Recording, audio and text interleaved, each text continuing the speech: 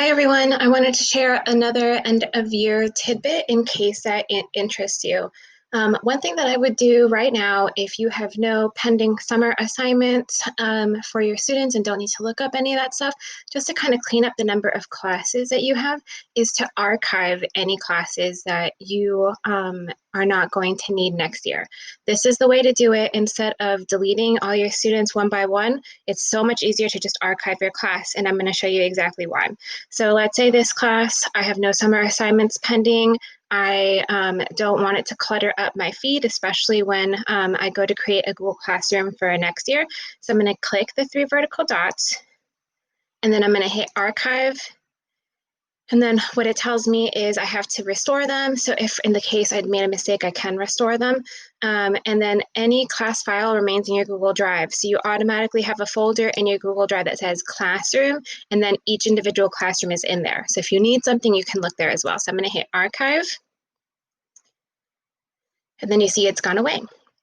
One reason why you want to archive your classes is, let's say this is my new class for next year, and I want to assign some classwork or you reuse a post that I did last year. So I go to the classwork tab, I hit create, and then I hit reuse post.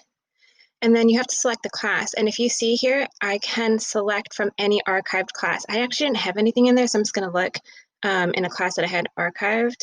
So I'm going to click this, and then I can click the post that I want to, and then hit reuse. And even though the class was archived, I'm able to reuse the post. You see, so then I can file it under any topic that I need, I can schedule the post, and so forth. Okay, so that's one reason why you might want to archive your classes. It clears up the clutter, and also you can still reuse the posts. Okay, let's say you made a mistake. Let's see if I can hide this. If you happen to make a mistake, you can, so notice what I clicked. I clicked the three horizontal lines, scroll all the way to the bottom, and then you can click archive classes, and then it shows you any class that was archived. So I can click the three dots, and then I can restore if I happen to have made a mistake. See, and it tells me, are you sure you want to restore? I hit restore, and then I go back, click the three dots, click classes, and you'll see the class that I had archived accidentally, I was easily able to restore. But I actually don't want this. I'm just going to hit archive. I don't want it here. Okay, so that would be my recommendation if you have no summer assignments. If you do have summer assignments, you can wait to do this at the beginning of next year. It took all of 3 seconds. Now, let's say you're a co-teacher in a class and you don't want the notifications and stuff to appear any longer. So I'm a co-teacher in Ms. Etienne's class. I can also click the three dots, and then I can also click to leave class.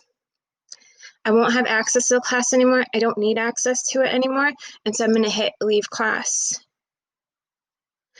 Unfortunately, I can't undo this action. So let's say that was a mistake and I really am supposed to stay in Ms. Etienne's class. I would have to contact her so that she can enroll me again as a teacher.